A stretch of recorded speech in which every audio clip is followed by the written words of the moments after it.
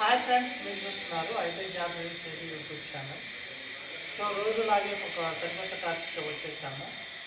మన ఛానల్ అనేది electrician course గురించి, అలాగే మనకి లైన్ మ్యాన్ జాబ్స్ పడుతూ ఉన్నాయి. జూనియర్ లైన్ మ్యాన్ జాబ్స్కి ప్రిపేర్ అయ్యే వాళ్ళ విద్యార్థుల కోసం మనం వీడియోస్ చేయడం అనేది జరుగుతుంది. సో రోజులాగే వచ్చేసాను ఒక సరికొత్త టాపిక్తో. సో బేసిక్ ఎలక్ట్రిసిటీ అనే ఒక టాపిక్ మనం ఈరోజు డిస్కస్ చేసుకోబోతున్నాము. సో బేసిక్ ఎలక్ట్రిసిటీలో ఎలక్ట్రిసిటీ అంటే ఏంటి, ఫండమెంటల్స్ అన్ని కూడా మనం ఈ చాప్టర్లో మనం డిస్కస్ చేస్తూ ఉంటాం sir. So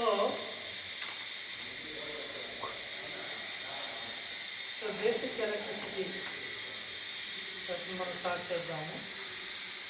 so basic electricity మీకు అర్థం అవ్వడానికి ముందుగా matter, molecule, atom. So electricity అన్నా కరెంట్ అన్నా ఒకటే my dear friends. So electricity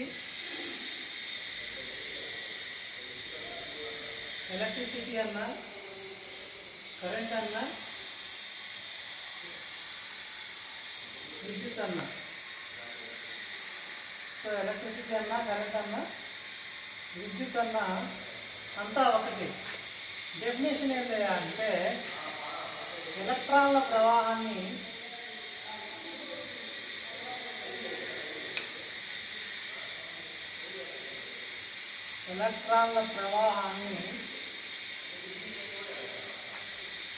current అంటారు.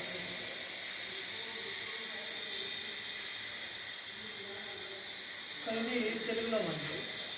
సో మనకి గమనించాల్సిన పాయింట్ ఏంటంటే ఎలక్ట్రిసిటీ అన్నా కరెంట్ అన్నా విద్యుత్ అన్నా మనకి ఒకటే. సో కరెంట్ అంటే డెఫినేషన్ ఏంటి, ఎలక్ట్రాన్ల ప్రవాహాన్ని కరెంట్ అంటారు. దీన్ని ఇంగ్లీష్లో ఏమంటారు, the flow of electrons is called current. So ముందుగా చెప్పినట్టుగా ఎలక్ట్రాన్ల ప్రవాహాన్ని కరెంట్ అంటారు. అయితే మనం ఇక్కడ తెలుసుకోవాల్సిన విషయం ఏంటంటే ఎలక్ట్రాన్ అంటే ఏంటి, ఈ ఎలక్ట్రాన్ ఎక్కడి నుంచి వచ్చింది, అది ఎంత పరిమాణంలో ఉంటుంది, ఎన్ని గ్రాముల బరువు ఉంటుంది, ఇది ఏ ఆవేశాన్ని కలిగి ఉంటుంది, పాజిటివ్ ఛార్జా నెగిటివ్ ఛార్జా అనేది, దీన్ని ఎవరు కనుగొన్నారు అనేదంతా కూడా మనం కనుక్కోవాలి. సో కరెంట్ అంటే ఏంటంటే the flow of electrons is called current. ఎలక్ట్రాన్ల యొక్క ప్రవాహాన్ని మనం కరెంట్ అంటాము. అయితే ఎలక్ట్రాన్ అంటే ఏంటి అనేది మీరు తెలుసుకోవాలంటే మనం 3 అంశాలు అనేవి తెలుసుకోవాలి. 3 విషయాలు కనుక మీకు తెలిస్తే ఎలక్ట్రాన్ ఎక్కడి నుంచి వచ్చింది, అది ఎక్కడెక్కడ ఉంటుంది, అలాగే కరెంట్ అనేది ఎక్కడెక్కడ ఉంటుంది అనే విషయం అనేది మీకు అర్థమవుతుంది. సో మొదటిది మీకు తెలియాలంటే మ్యాటర్. సో మొదటిది మ్యాటర్. సో మ్యాటర్ అంటే ఏంటి అంటే a body which has definite weight which occupies some space is called matter. ఏదైనా ఒక వస్తువు కొంత బరువు కలిగి కొంత ప్రదేశాన్ని ఆక్రమిస్తే, కొంత ప్రదేశాన్ని ఆక్రమిస్తూ ఉంటే దాన్ని మ్యాటర్ అంటారు. సో మ్యాటర్ అంటే ఏంటంటే ఏదైనా ఒక వస్తువు, సపోజ్ ఈ పుస్తకం ఉంది నా చేతిలో, ఈ పుస్తకానికి కొంత బరువు ఉంటుంది, ఈ పుస్తకం కొంత స్థలాన్ని ఆక్రమిస్తూ ఉంటుంది కాబట్టి దీన్ని మ్యాటర్ అంటారు. Matter is an object which has some weight and occupy some space. It is called matter. ఒకదండి.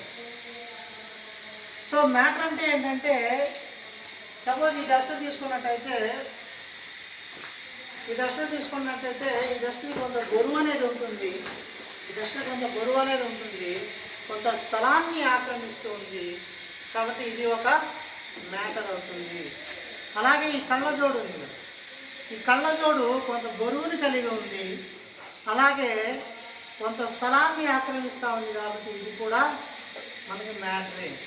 తాగే నీరు, తినే తిండి, ఆఖరికి మనం పీల్చే గాలి కూడా మ్యాటరే అవుతుంది. చిన్నప్పుడు మనం నేర్చుకున్నాము, గాలికి బరువు ఉందా? ఉంటుంది, గాలికి బరువు ఉంటుంది. ఎగ్జాంపుల్ చూడమంటే, గాలి ఊదకుండా ఉన్న బెలూను, గాలి ఊదిన తర్వాత బెలూను వెయిట్ వేస్తే కనుక, బరువు చూస్తే కనుక మీకు గాలి ఊదినటువంటి బుడగ అనేది ఎక్కువ బరువు కలిగి ఉంటుంది. దీని ద్వారా మనం ఏం చేస్తున్నాం, గాలి కూడా మనకి ఒక మ్యాటర్ కిందకే వస్తుంది. అది కూడా కొంత బరువుని కలిగి కొంత స్థలాన్ని ఆక్రమిస్తుందని మనం చెప్పుకోవచ్చు. సో మనం చెప్పుకుంటాము బేసిక్ ఎలక్ట్రిసిటీ చాప్టర్లో. ఎలక్ట్రిసిటీ అంటే కరెంటు, కరెంట్ అంటే ఏంటంటే ఎలక్ట్రాన్ల యొక్క ప్రవాహాన్ని కరెంట్ అంటాము. అయితే ఈ ఎలక్ట్రాన్ అనేది ఎక్కడి నుంచి వచ్చిందంటే, ఎలక్ట్రాన్ ఎక్కడి నుంచి వచ్చిందని మీకు తెలియాలంటే 3 అంశాలు మీకు తెలిసి ఉండాలి. మొదటిది మ్యాటర్. సో మ్యాటర్ అంటే ఏంటి అంటే, మ్యాటర్ అంటే ఏంటి అంటే ఏదైనా వస్తువు కొంత బరువు కలిగి కొంత ప్రదేశాన్ని ఆక్రమిస్తూ ఉంటే దాన్ని మ్యాటర్ అంటారు. సో ఈ ప్రపంచంలో మనకు కనిపించే చాలా విషయాలు అనేవి మనకి మ్యాటర్ కిందకే వస్తాయి. ఇది found in 3 states: solid, liquid and gas. So ఈ మ్యాటర్ అనేది 3 విషయాల్లో ఉంటుంది, 3 విధాలుగా ఉంటుంది. ఒకటి సాలిడ్స్, 2 లిక్విడ్స్, 3 గ్యాస్. సో ఈ మ్యాటర్ అనేది 3 రూపాల్లో ఉంటుంది. ఒకటి ఘన రూపము, 2 ద్రవ రూపము, 3 వాయు రూపము. ఈ విధంగా 3 రూపాల్లో మనకి మ్యాటర్ అనేది ఉండడం జరుగుతుంది. Solids do not change their shape and volume without any change in their physical condition. Example iron, stone. అలాగే liquids have no space for their own but they take the shape of the vessel in which they container water, oil etcetera. ఘన పదార్థాలు సాధ్యమైనంత వరకు దాని యొక్క రూపాన్ని మార్చుకోవు. దానిపైన ఒక బాహ్య బలం ప్రయోగించబడినంత వరకు అది దాని పూర్వస్థితిని లేదా పూర్వ రూపాన్ని మాత్రమే కలిగి ఉంటుంది. సపోజ్ ఈ పుస్తకం అలాగే ఉంటుంది. ఓకే, ఈ చార్టీస్ అలాగే ఉంటుంది. అలాగే ద్రవ పదార్థాలకి ఒక నిర్ణీతమైనటువంటి షేప్ అనేది ఉండదు.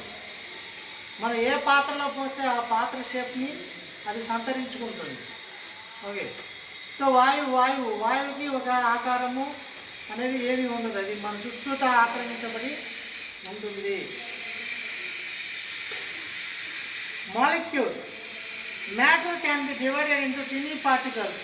The smallest particle of a matter which contains all physical or chemical properties of a matter is called molecule. రెండో పాయింట్ మాలిక్యూల్. సో రెండో పాయింట్ మాలిక్యూల్.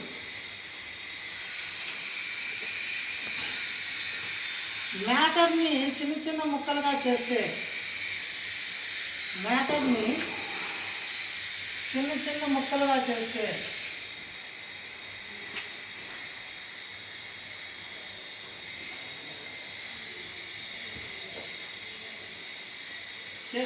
వచ్చే అతి చిన్న ముక్క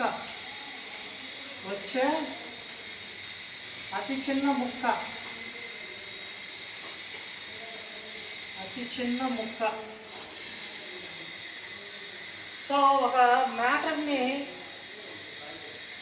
చిన్న ముక్కలుగా చేస్తే వచ్చే అతి చిన్న ముక్కని మనం మాలిక్యూల్ అంటాం ఫ్రెండ్స్. సో మీరు గమనించినట్టయితే ఇక్కడ మనం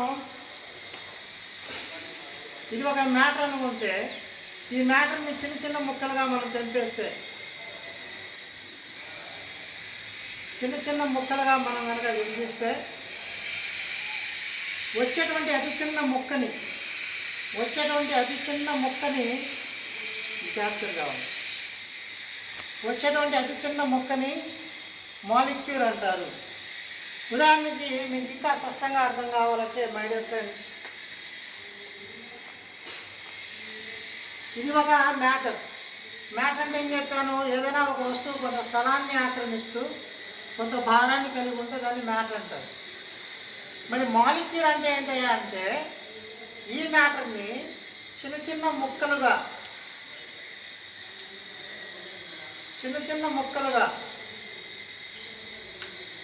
చిన్న చిన్న ముక్కలుగా చేస్తే వచ్చే అతి చిన్న ముక్కని మ్యాటర్ అంటారు. సారీ క్షమించండి, మాలిక్యూల్ అంటారు. Next one atom. మూడో విషయం అనేది ఆటం, అంటే మనం తెలుగులో పరమాణువు అంటారు. ఇప్పుడు ఏంటంటే పరమాణువు అంటే ఏంటంటే మాలిక్యూల్ని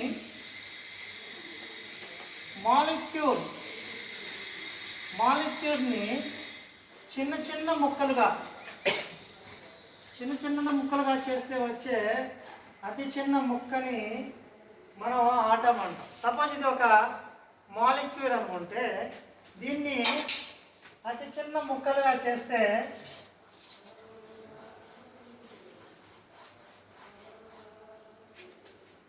కనిపిస్తుంది కదా. ఈ అతి చిన్న ముక్కలుగా చేస్తే కనిపించేటువంటి ఈ చిన్న రేణువు, ఈ రేణు ధూళి, కంటికి కూడా కనిపించినంత చిన్నగా ఉండేటువంటి రేణు ధూళిని మనం యాటమ్ అంటాం. దీన్నే తెలుగులో పరమాణువు అంటారు.